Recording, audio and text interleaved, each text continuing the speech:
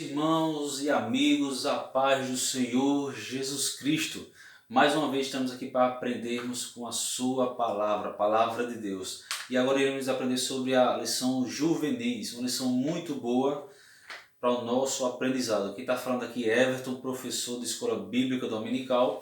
Iremos estudar a lição de juvenis, especialmente a lição de número 11, onde fala sobre dominações e exílio. Então a lição de juvenis, estamos aqui iniciando a lição de o capítulo 1, lição 11, capítulo 1, onde fala sobre a queda de Israel. Olha aí, a queda de Israel.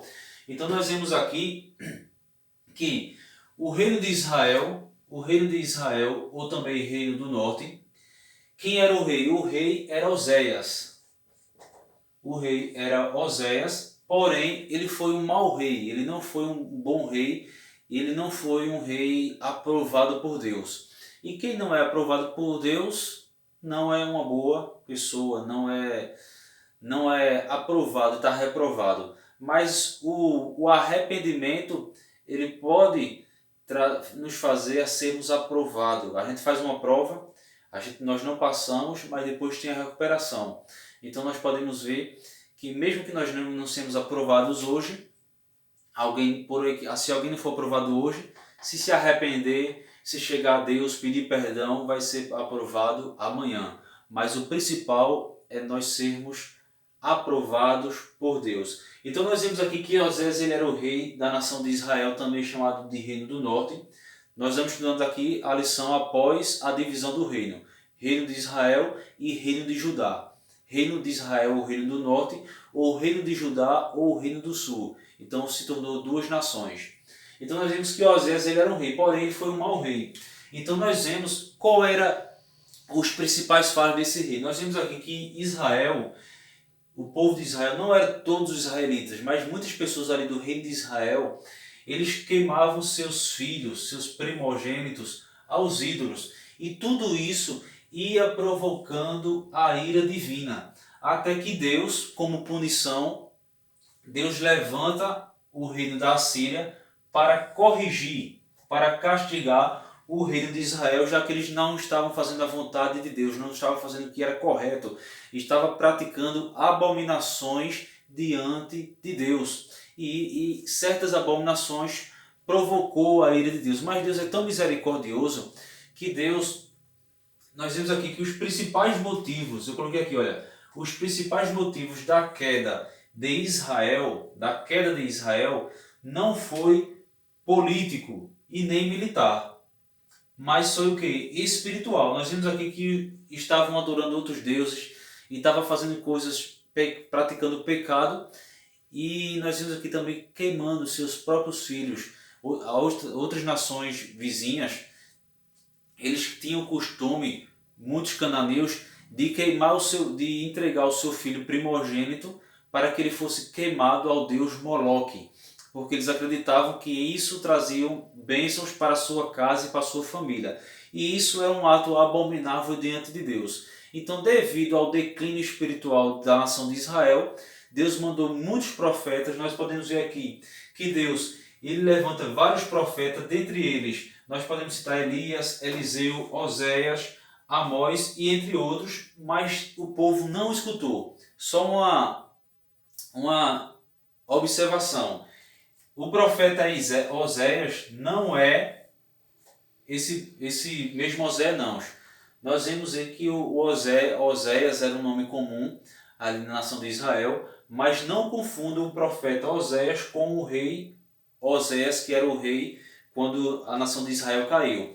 Eram duas pessoas distintas. Então o profeta Oséias era um homem de Deus, porém quando a nação de Israel veio cair, o rei era Oséias, que era outro Oséias, não era o profeta Oséias, era outra pessoa, que não obedecia à voz de Deus, o rei Oséias, não obedecia à voz de Deus. Então Deus, pela sua misericórdia, levantou vários profetas ali para alertar o povo, para que se arrependesse dos seus pecados, para alertar a elite ali da nação de Israel, os reis, os príncipes, as princesas, os sacerdotes, nós vemos que Deus levantou profetas pela sua misericórdia, que se eles não se arrependessem, Deus iria mandar uma iminente destruição como punição. Porém, eles não se arrependeram. Então nós vemos que a nação de Israel, da Assíria, a nação que era uma grande nação naquela época, eles sitiar é quando você fica... Nós estamos vendo aí a guerra entre a Ucrânia e a Rússia. E a Rússia, aos poucos, está tentando sitiar várias cidades ali da Ucrânia. Então, essa mesma tática foi utilizada aqui pelo Império Assírio. Eles sitiaram ali a nação de Israel durante 3 anos, até que em 722 a.C., Israel caiu diante da Assíria. E muitas pessoas, e a Síria devastou ali a nação de Israel. Muitas pessoas morreram, perderam sua vida. Muitas pessoas foram levadas para outras nações, cativos para outras cidades.